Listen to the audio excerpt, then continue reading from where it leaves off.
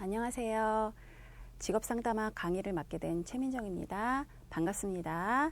자, 이제부터 본격적으로 수업을 나가도록 하겠습니다. 먼저 챕터 1의 직업상담의 개념부터 나가도록 하겠고요. 여기에는 이제 직업상담과 관련된 기초가 다뤄집니다. 그래서 용어에 대한 정의가 나오는데요. 이 부분은 단순하기 때문에 시험에 안 나오리라 생각하실 수도 있겠지만 아주 가끔씩 또 문제로 나오기 때문에 꼭 유념을 해서 숙지를 하셔야 됩니다. 먼저 첫 번째 가로 1번에 보면 진로라는 단어가 등장을 합니다. 여러분 아마 많이 들어보셨을 거예요. 우리 보통 이제 커리어라는 단어를 많이 쓰거든요, 요즘에. 그래서 요거는 진로라는 뜻이에요.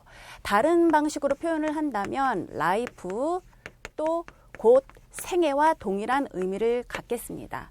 그래서 굉장히 폭넓은 개념이고요. 일생을 통해서 행해지는 모든 활동이 여기에 속한다고 생각하시면 되겠습니다.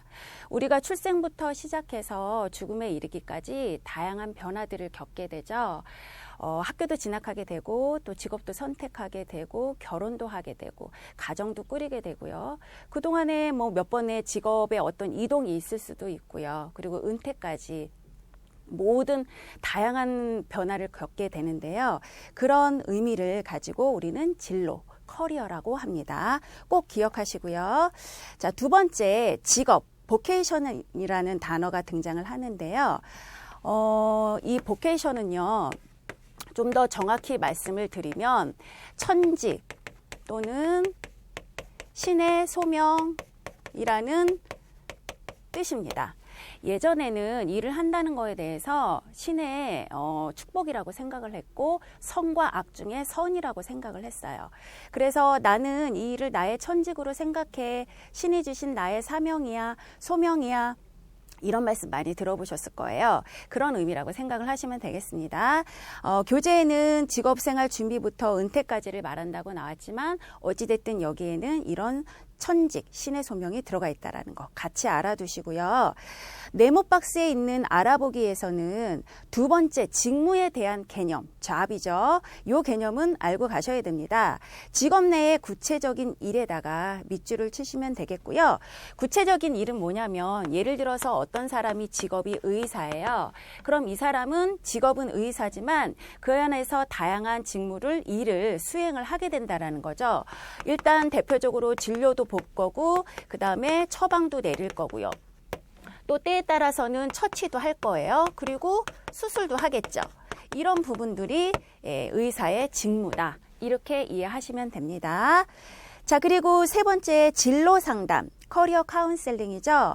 아까 좀 전에 우리 진로, 커리어라는 단어를 다뤘는데 여기다가 상담자만 붙인 거예요. 상담자만.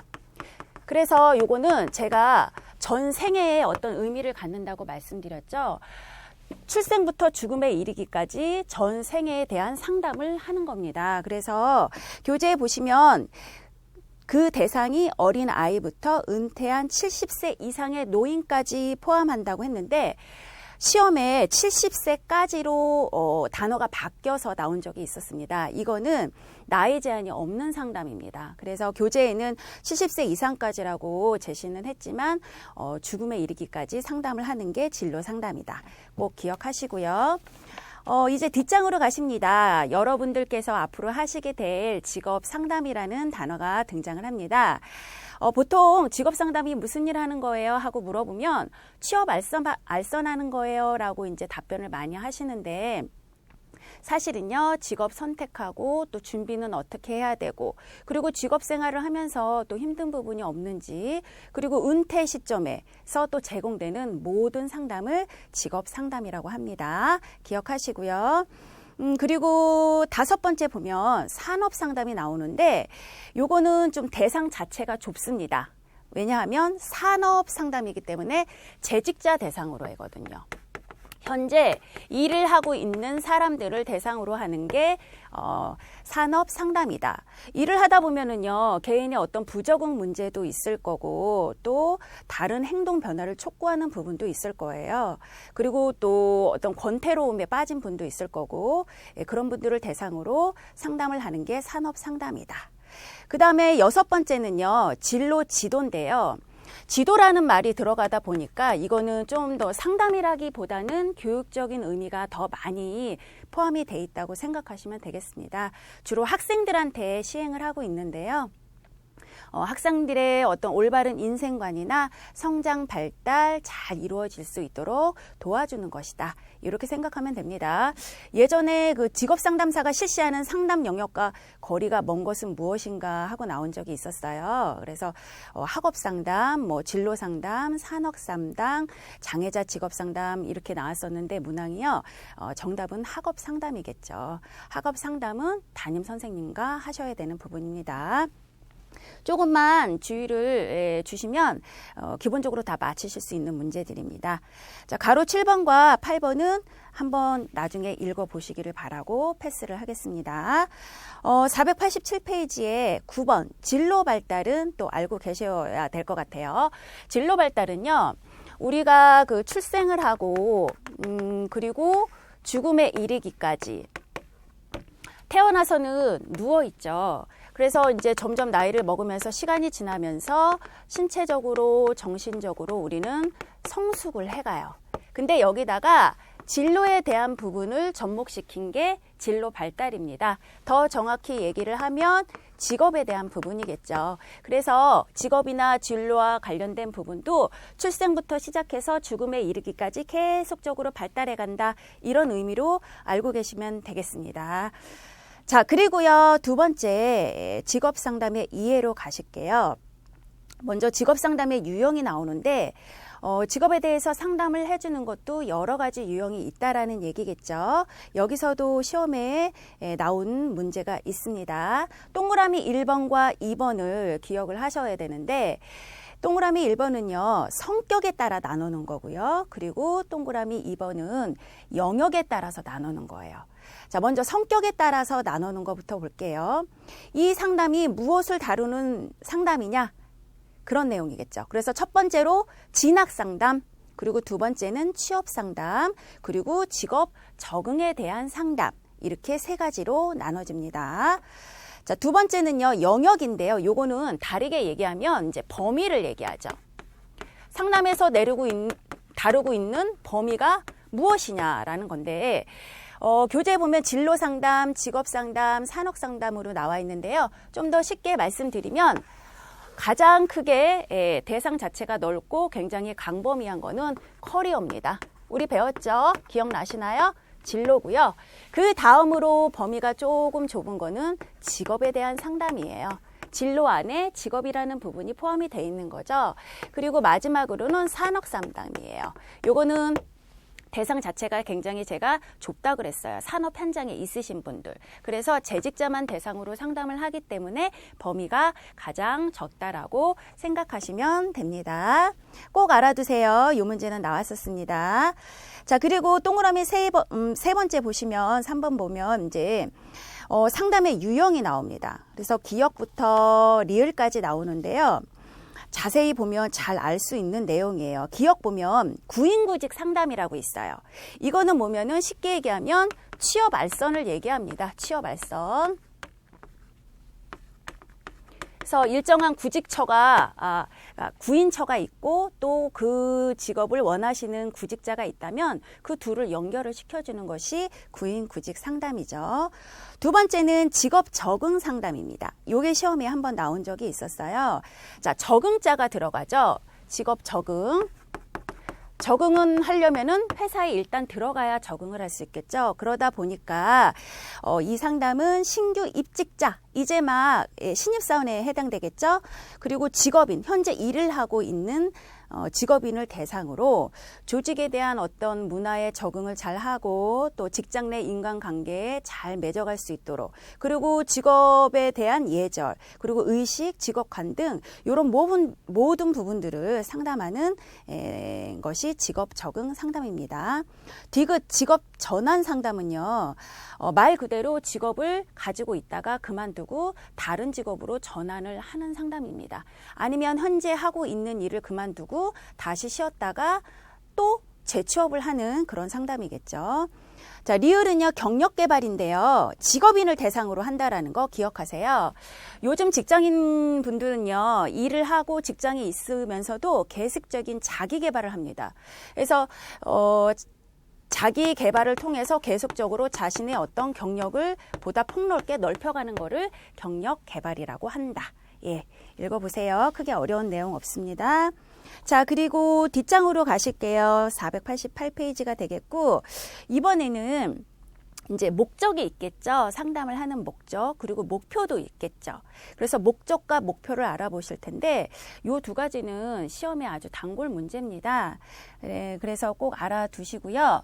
자, 목적과 목표. 좀 혼동스러워 하시기도 하실 것 같아요. 목적은요, 나아가고자 하는 방향이에요. 이 상담이 어느 방향으로 나아갈 것인가. 그리고 목표는요, 저 목적의 방향으로 나아가다 보면 구체적으로 이루어야 할 내용이 있을 거예요. 아니면 어떤 실천 계획들이겠죠. 그렇게 좀 차이점이 있다고 이해를 하시면 되겠습니다. 교재를 보시고요. 동그라미 1번 보면 직업상담의 목적은 내담자가, 그러니까 내담자는 클라이언트를 얘기합니다. 상담을 받으러 오시는 분이요.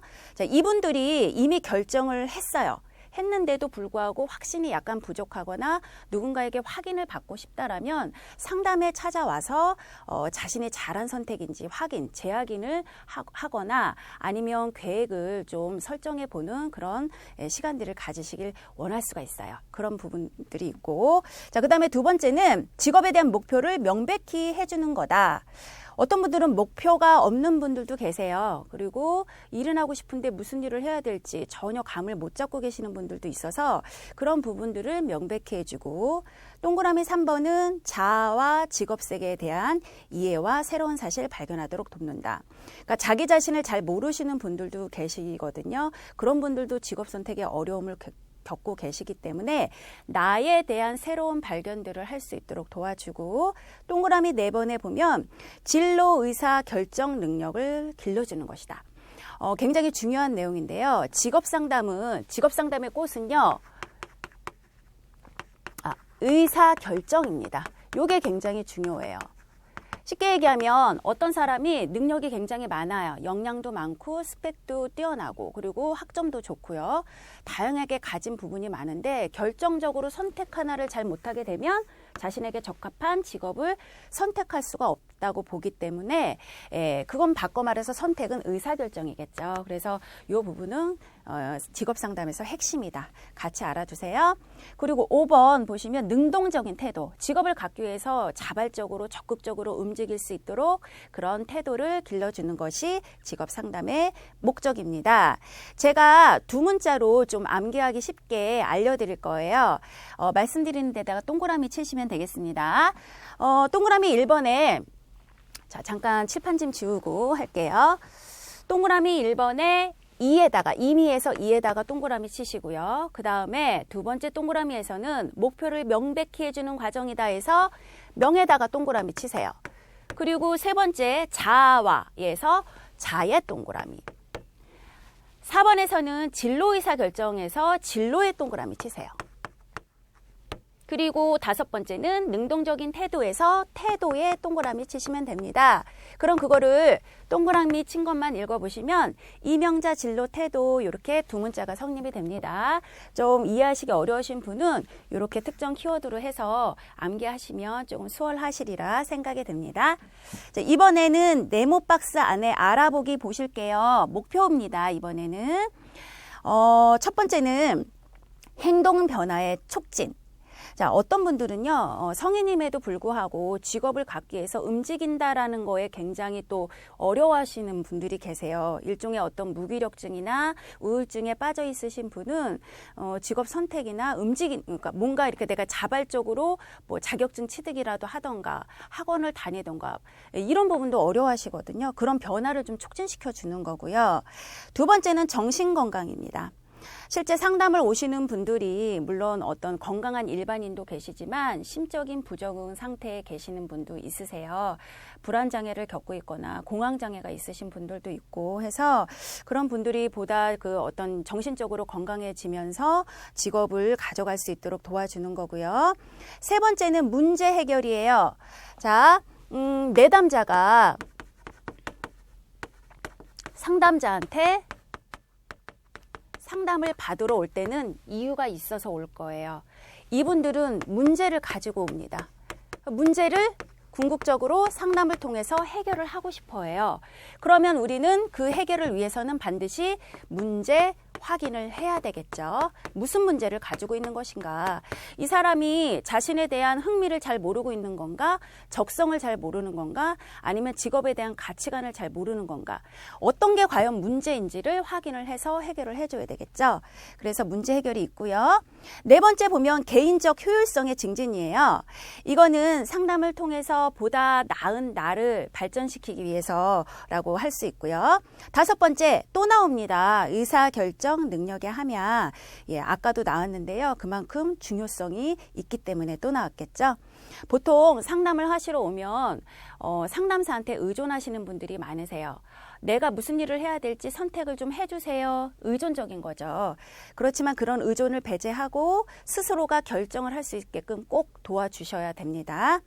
자, 이번에 기지버스라는 이제 직업 상담의 목표가 나옵니다. 그냥 목적과 목표도 있지만 학자들이 자기 나름대로 보기에 또 나는 이런 게 목표인 것 같아 하고 제시를 한 게 있어요. 크게 지금 세 가지로 나눠집니다. 기지버스가 한 건요. 자, 먼저 예언과 발달 먼저 보실게요. 요거는 뭐냐면 어떤 분이 자신의 흥미나 적성을 몰라요. 근데 우리는 상담을 통해서 이분이 어떤 쪽에 흥미가 있고 적성이 있는지를 발견을 해서 그거를 계속 발달시켜 갈 수 있도록 도와줘야 됩니다. 예를 들면 이분이 봉사에 굉장히 관심이 있으세요. 그리고 봉사와 관련된 분야에 흥미가 있으세요. 그럼 이분은 저 같은 상담사나 아니면 사회복지, 더 넓게는 복지 분야에서 일을 할 수 있도록 우리가 발달을 시켜줘야 되겠죠. 두 번째입니다. 처치와 자극. 처치는 내담자가 일을 하거나 아니면 직업 선택을 하는 데 있어서 완전 문제가 있을 수가 있어요. 그게 성격적인 문제일 수도 있고요. 또 동기가 아예 없는 분들도 계시거든요. 그랬을 때 동기부여를 해줄 수도 있고 그런 것들이 처치가 될 수 있고 자극은요. 내가 저 직업을 한번 가져보고 싶은데 아직 준비도 안 돼 있고 능력도 없는 것 같아요. 그럼 분명히 나는 그 직업을 갖기 위해서 자격증 취득이라도 하든가 아니면 공부라도 하던가 이런 부분들에 대해서 좀 노력을 해야 되겠죠. 그래서 새로운 어떤 지식이나 기능을 습득할 수 있도록 우리가 자극제가 되어야 한다. 그렇게 생각하시면 됩니다. 세 번째, 결함과 유능이 있는데 저희는요, 유능에 더 초점을 맞춘다라고 생각을 하시면 되겠습니다. 결함보다는 긍정을 가지고 발전 가능성을 더 제시를 해줘야 되겠죠. 결함은요, 개인의 어떤 위기나 또 일의 영역이 아니라 개인적인 영역에서 문제가 있을 수도 있거든요. 그런 부분들에 대해서 잘 대처하기 위해서 자신의 재능과 유능을 발견하도록 도와준다. 이렇게 이해하시면 되겠습니다. 자, 기지버스 학자. 꼭 기억하시고요. 요것도 제가 두 문자 알려드릴게요. 동그라미 1번 예언과 발달에서 예하고 발에 동그라미 치세요. 그 다음에 두 번째 처치와 자극에서 처하고 자에 동그라미 치세요. 세 번째는 결함과 유에 동그라미를 치세요. 그러면 두 문자라면 예발, 저자, 결함유 이렇게 이해하시면 되겠습니다. 예발이라는 처자가 결함이 있다. 이런 식으로 암기하세요. 이것도 시험에 나온 적이 있었습니다. 그리고 뒷장 넘기실게요. 이번에는 직업상담의 기본 원리가 나옵니다. 읽고 이해하시면 돼요. 어려운 내용은 없고요. 이것도 쉽지만 시험에 또 가끔씩 출제가 되는 문제입니다. 찝어드릴 것만 찝고 넘어갈게요. 동그라미 2번에 보면요. 객관적으로 파악해야 된다. 개인의 특성을. 자, 상담을 하시러 어떤 분이 오셨는데요. 상담사가 주관적인 어떤 판단으로 딱 첫인상을 보고 그분을 판단한다? 이건 절대로 있어서는 안 되겠죠. 그래서 그 한 사람을 판단하려면 여러 가지 이야기를 직접 들어보고 아니면 필요하다면 각종 진단 검사인 심리 검사 도구를 사용해서 그 사람을 객관적으로 파악을 해야 된다라는 거예요. 그리고 라포가 형성된 관계 속에서 이루어져야 된다고 그랬는데 이 라포는 레포라고도 합니다. 영어라서요. 뭐 여러 개 읽히기도 하고 요거는요 나중에 더 자세히 나올 건데 일단 그 내담자도요 굉장히 긴장감을 가지고 첫 상담에 임하게 돼요. 근데 상담사를 처음 본단 말이죠.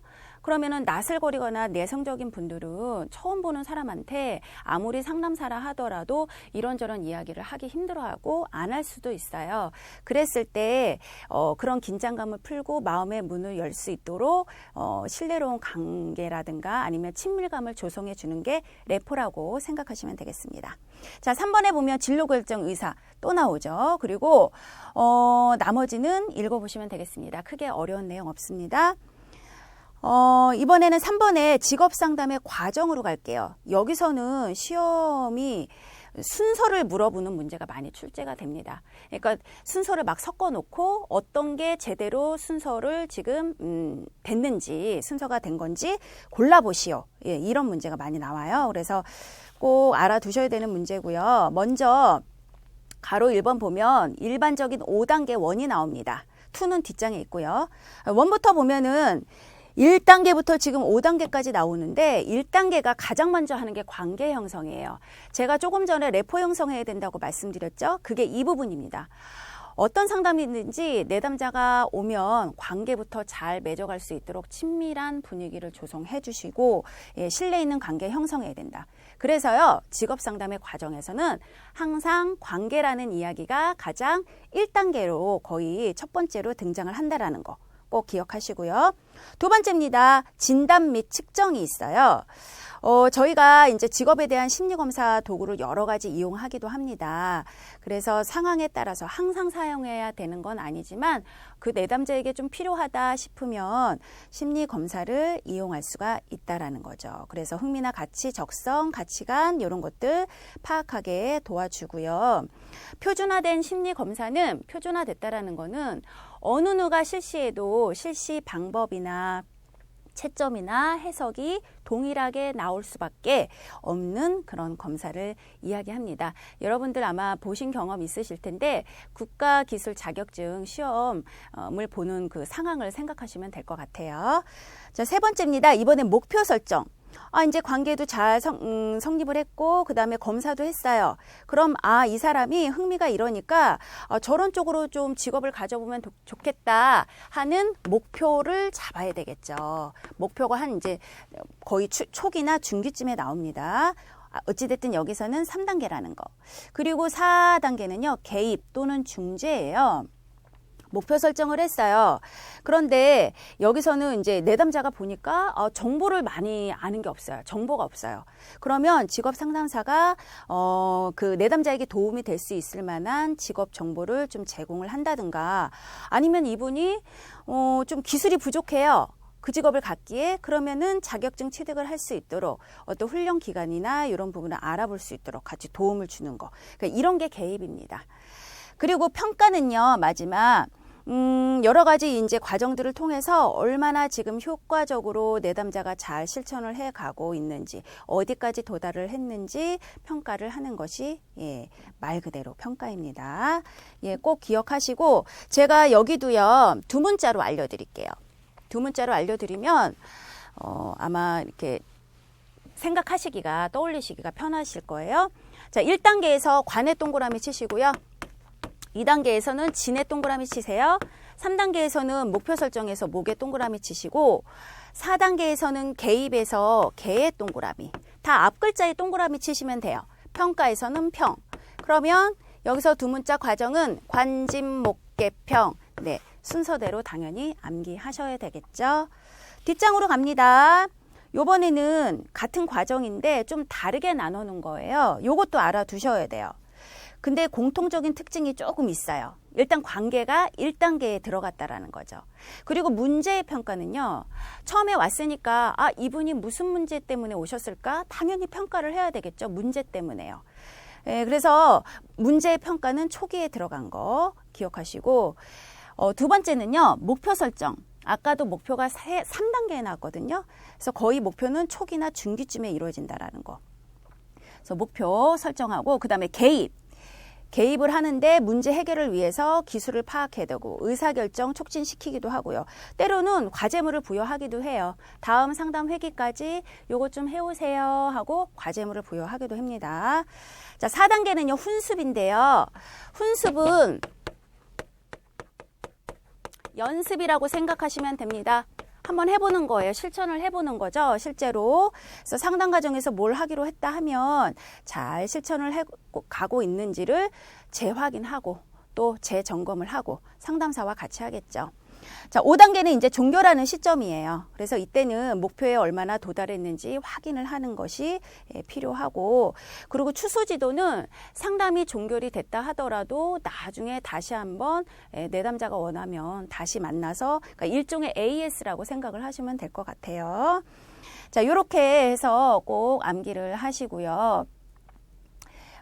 툴은, 그러니까 루트는 약간 비슷하다라는 거. 관계가 항상 먼저 나오고, 그 다음에 목표 설정 나오고, 그 다음에 개입이 중간쯤에 나오고, 연습하고 실천해 가는 거는 뒤에 나온다. 훈수bio. 예. 자, 그 다음에 가로 3번에 보면 직업 상담의 2단계가 나옵니다. 요거는요, 크게 2단계로 나누는 거예요. 그래서 1단계, 2단계에 각 그 단계에 속하는 게 뭔지를 기억을 하셔야 됩니다. 시험 문제에 나온 적이 있었어요. 그러니까 예를 들면 다음 중 2단계의 내용에 속하지 않는 것은 이런 식으로요. 자, 1단계는요. 일단 여러분들이 생각하기 쉽게 일단 처음이니까 1단계니까 문제를 찾고 그리고 확인하는 과정이라고 생각하시면 될 것 같아요. 그러니까 그 문제가 무엇이냐? 명료화, 뚜렷이 하는 거죠. 예, 이런 부분들은 당연히 처음에 이루어져야죠. 그러니까 1단계에 들어가 있다. 그래서 기억해 보면은 들어가기, 이제 관계 맺는 거죠. 두 번째, 니은은 정보 수집하고 내담자에 대한 정보를 수집하는 거예요. 이 사람을 파악하려면 뭔가 알아야 되겠죠. 주변 상황이라든가 그동안 어떤 삶을 살아왔는지. 디귿은요, 내담자의 행동 이해 가정하기. 그러한 환경에서 살아왔으니까 이렇게 이분이 행동할 수밖에 없구나. 그리고 현재 이런 상황에 처해 있을 수밖에 없구나. 이런 거를 가정하고 이해하는 겁니다. 이 세 가지는 1단계. 두 번째 2단계는요. 우리 좀 전에 1단계에서는 문제를 찾고 확인했어요. 그럼 2단계는 이제 해결을 해야 되겠죠. 그래서 크게 이렇게 두 가지로 나눠 놓는다고 생각하시면 됩니다. 처음에는 문제 찾고 두 번째는 해결한다. 구체적으로 보면 기억에는 행동 취하기. 자, 문제 뭐 다 확인했어요. 그럼 이제 행동이 필요하겠죠. 그 다음에 두 번째는 발전시키기. 보다 나은 단계로 가기 위해서 발전을 시키고 목표 설정을 했다라면 그것도 실천을 해야 되겠죠. 그리고 디귿은 평가하는 거. 그동안 어떤 상담의 과정이라든가 이분이 어디까지 지금 실천이 됐는지 점검도 하면서 그 상황을 다시 평가하는 거다. 꼭 알아두세요. 자, 그리고 491페이지에 보면 지금 8단계가 나옵니다. 상담의 8단계. 브레머라는 학자가 이거는 제시를 했는데요. 요거는 그냥 읽어보시면 됩니다. 여러분들 다시 한번 제가 말씀드리지만 이 교재에서 중요하지 않은 내용은 단 하나도 없습니다. 그래서 제가 읽어보세요 하는 것은 시간 제한이 있고 모든 내용을 다 다룰 수 없기 때문에 그러는 거니까 꼭 개인적으로 공부를 하실 때 읽어보세요 했던 내용도 꼼꼼히 읽어보시고 숙지를 하셔야 됩니다. 그리고요, 이번에는 그럼 492페이지로 가겠습니다. 여기 보면은 여기도 이제 상담의 과정인데요. 특징적인 게 뭐냐면 초기, 중기, 종결로 나눠놨다라는 거죠. 예, 그렇게 이해하시고 이것도 시험에 나왔었습니다. 각 단계에 속하는 것과 아닌 것은 이런 식으로요. 자, 초기에 이제 상담 과정에서 다루어져야 될 내용을 보면 그러니까 이해를 하시면 조금 쉬우실 것 같아요. 무조건적인 암기보다는. 첫 번째 관계 형성. 항상 제가 초기에 나온다고 그랬죠. 그리고 문제. 당연히 무슨 문제 가지고 온 거지? 하고 파악해야 돼요. 그 다음에 목표도 잡아야 되겠죠. 이분이 이게 이게 문제니까 앞으로 이거를 좀 수정해 가야겠구나, 알아놔야 되겠구나 하는 거를 목표로 잡고, 목표가 생겼다면 그에 따른 실천 방안, 그러니까 전략도 수립해야 되고, 상담의 구조화도 초기에 들어갑니다. 나중에요, 좀 더 자세하게 이제 다시 교재에 나올 건데, 이 구조화는요 상담에서 굉장히 중요한 겁니다. 별 5개라고 제가 말씀드리고 싶어요. 요거는 처음에 상담을 하시러 오는 분들이 굉장히 긴장하고 온다고 그랬어요. 그래서 앞으로 우리가 한 번 만나고 끝이 아니라 뭐 3번, 4번 이렇게 만나게 될 건데, 그 많은 그 시간 동안 도대체 여기 와서 어떤 내용을 다룰 거지? 이런 것도 굉장히 궁금해하고, 또 상담을 한 번 하면 얼마나 또 시간이 소요가 되는지, 그리고 상담에서 무슨 내용을 다루게 될지 이런 걸 모르고 있기 때문에 불안해 하실 수도 있어요. 그래서 사전에 그런 것들을 우리가 상담사가 언지를 해 주는 게 구조화라고 생각하시면 됩니다. 반드시 하셔야 됩니다. 요거는. 구체적으로 들어가는 내용은 나중에 교재에 나오면 짚고 넘어가겠습니다. 어찌됐든 이런 것들이 초기에 들어간다. 중기입니다. 이번에는요, 내담자 문제 해결을 위해서 이제 시도를 해야 돼요. 시도는 뭐예요? 행동이 되겠죠. 그래서 초기에서 저런 것들을 다뤄주고 이젠 중기로 왔으니까 뭔가 움직여야 된다. 그래서 시도하고, 내담자의 저항 해결은 네 하고 잘 따라오다가도 중간에 변심이 되거나 아니면 마음이 흔들릴 수도 있어요. 특히 우유부단한 내담자들은요. 그래서 그런 것도 일종의 또 저항이라고 우리가 볼 수도 있기 때문에 그거를 잘 심신을 좀 다뤄줘야 될 필요가 있고, 그 다음에 내담자의 변화를 통한 상담 과정 평가. 그러니까 중기까지 왔으니까 어느 정도 이제 지금 시간이 흐른 거잖아요. 그래서 이분이 지금 이제 실천이나 뭐 이런 것들이 조금 이렇게 달성을 어느 정도 해가고 있는지 점검을 하기도 하고, 어떻게 하는데 어려움은 없는지 그런 것들도 파악을 하고요. 자, 종결입니다. 이제 상담이 끝나는 거예요. 그래서 이때는 우리가 처음에 목표로 잡았던 걸 잘 달성을 했는지를 다시 한번 되돌아보고요. 그 다음에 종결의 시점에서 다른 문제가 또 있지는 않은지를 확인을 해야 되고, 이별 감정 다루기는요, 좀 정이 많거나 좀 상담자에게 의존적이신 분들은 종결할 시점쯤 되면은 굉장히 이렇게 뭔가 아쉬워하고, 이제 나는 다시 혼자구나 라는 생각에 불안해 하시는 분들도 계세요. 그래서 그냥 끝입니다, 종결이니까 이렇게 언급하는 것이 아니라, 우리가 지금 당장은 종결을 한다 하더라도 내담자분이 원하시면 언제라도 다시 상담을 재개할 수 있다, 다시 만날 수 있다, 그리고 전화라도 다시 해서 간단하게 유선상으로나마 상담할 수 있다 하면서 그 감정을 다뤄주는 게 필요합니다. 예. 자, 여기까지 우리가 용어의 정의하고 상담 과정 알아봤고요. 꼭 복습하시고요. 저는 다음 강에서 다시 뵙겠습니다. 수고하셨습니다.